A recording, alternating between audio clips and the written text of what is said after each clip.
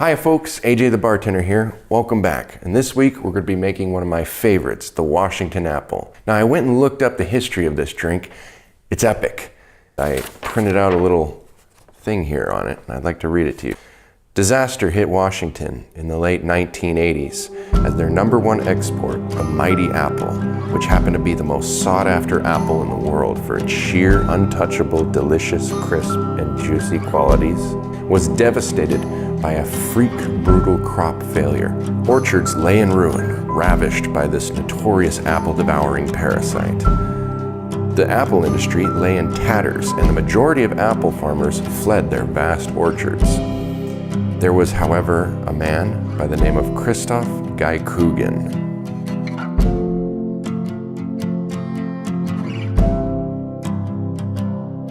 who saw the opportunity while others cut their losses and left their livelihoods in search of a more lucrative, hip fruit.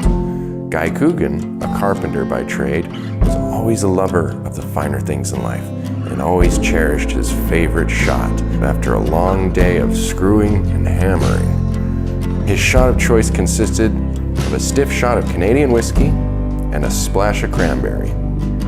One night, after a very lucrative day on the job, Christoph staggered home from his local bar through an abandoned orchard with a bottle of his favorite whiskey and cranberry concoction in hand. Then, completely out of the blue, for no reason whatsoever, Christoph slipped into a large pit of abandoned rotting apples.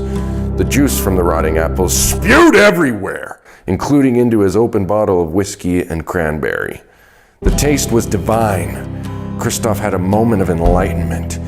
Soon, he bought up all the abandoned orchards for next to nothing and created more rotten apple juice than you could ever imagine.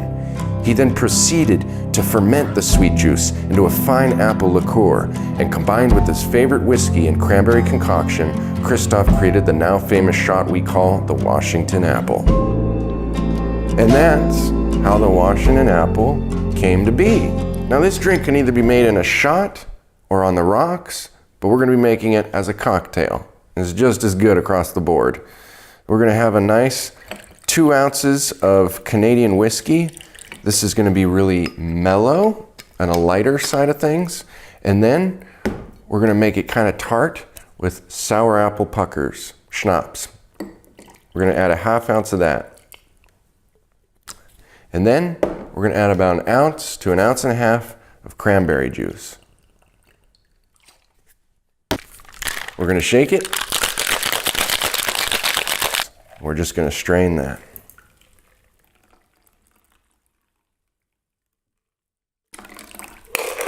It's a great drink to order if you can't think of anything else or you just want to impress somebody, and I guarantee they're going to like it. It's an easy one, goes down just nice.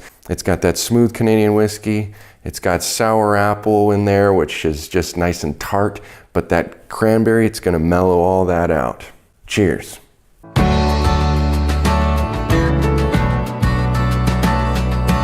Don't forget to hit that subscribe button. Nothing's free in this world.